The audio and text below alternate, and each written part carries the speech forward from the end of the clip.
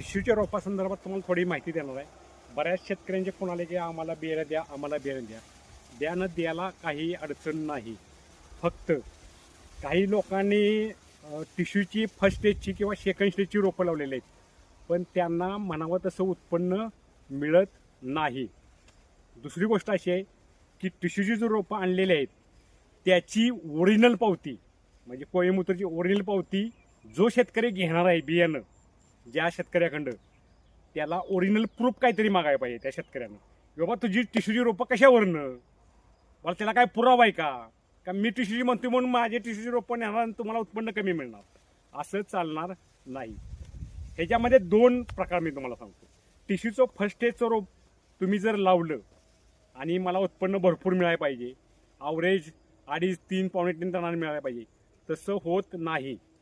टिश्यूच्या first स्टेजच्या रोपाला किंवा सेकंड स्टेजच्या रोपाला ॲव्हरेज मिळत नाही. हा तुमचा गैरसमज दूर करून टाका. बऱ्याच शेतकरी मला म्हणले की आम्ही टिश्यूची रोपं लावली साहेब, आम्हाला ॲव्हरेजच मिळालं नाही. पण तुम्ही कोणत्या स्टेजची लावली, तर म्हणजे थर्ड स्टेजमध्येच तुम्हाला ॲव्हरेज मिळत असतं.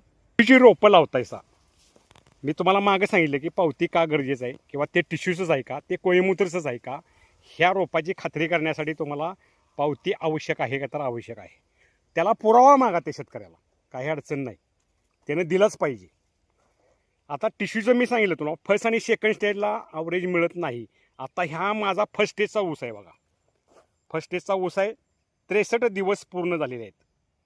आता ही मी रोपं तुम्हाला देऊ शकतो का, पण देऊ शकतो. मग तुम्ही किती गुंठ लागण करायला पाहिजे, सर्वसाधारण 1 गुंठा म्हणजे 100 रोपं तुम्ही लागण केली पाहिजे दुसऱ्या स्टेजपर्यंत.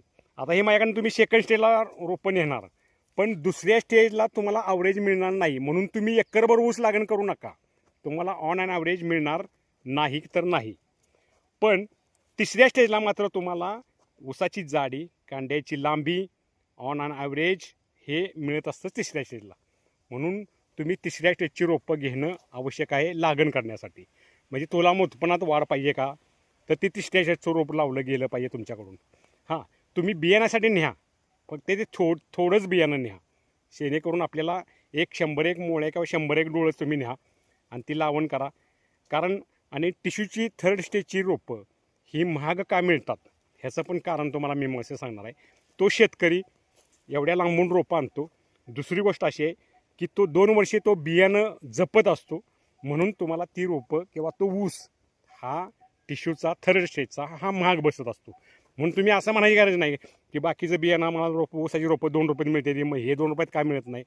त्यासाठी त्या शेतकऱ्यानं 2 वर्षे गाठलेले असतात. त्या ऊसाचं बियाणं तिसऱ्या स्टेजपर्यंत आणायला खर्च झालेला असतो. त्याचा खर्च म्हणजे तो वेट आणि वॉच बघितलं, 2 वर्षे तो आपल्या रानात बियाणाचीच निर्मिती करीत असतो. म्हणून ही रोपं तुम्हाला महाग मिळाली तरी चालेल, पण ती तिसऱ्या स्टेजची असली तर तुम्हाला एकरी उत्पन्न बऱ्यापैकी मिळतं. त्यामध्ये गवताळ किंवा असं बाकीचे जे रोग आहेत ते येत नाही टिश्यूमध्ये, हे पण तितकंच महत्त्वाचं. आता 63 दिवसाचं रोप बघा कसं आहे, जाडी, ही फुटवे बघा किती चांगले आहेत अगदी. म्हणून हे रोप आपल्याला घेणं गरजेचं आहे का, तर घेणं गरजेचं आहे.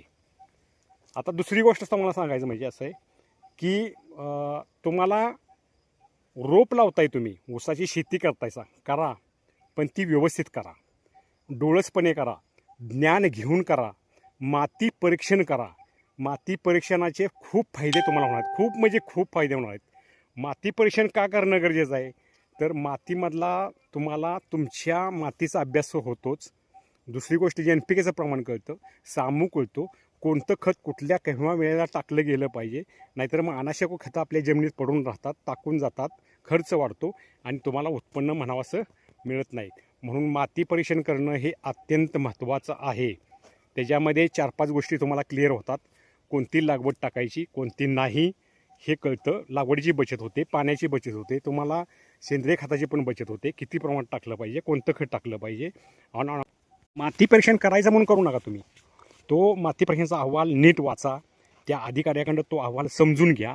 माझी जमीन कोणत्या रासायनिक संयोगापासून झालेलं आहे, माझ्या जमिनीत काय झालं आहे, pH वाढला आहे म्हणजे काय झालं, सामू कमी झाला आहे म्हणजे काय झालं, हे सर्व व्यवस्थित एक 15-20 मिनटं त्या अधिकाऱ्याशी चर्चा करा. तुम्हाला तो अधिकारी अगदी व्यवस्थित समजून सांगू शकतो.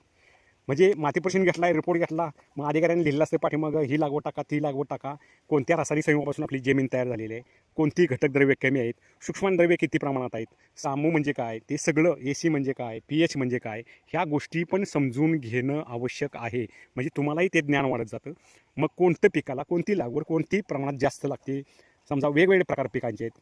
आता काही ऊसाला कोणती लागवड लागते बाबा, किती प्रमाणात लागते, एकरी प्रमाण किती टाकलं गेलं पाहिजे, आपल्या जमिनीचा अभ्यास पण होतो आणि पिकाचा पण अभ्यास होतो.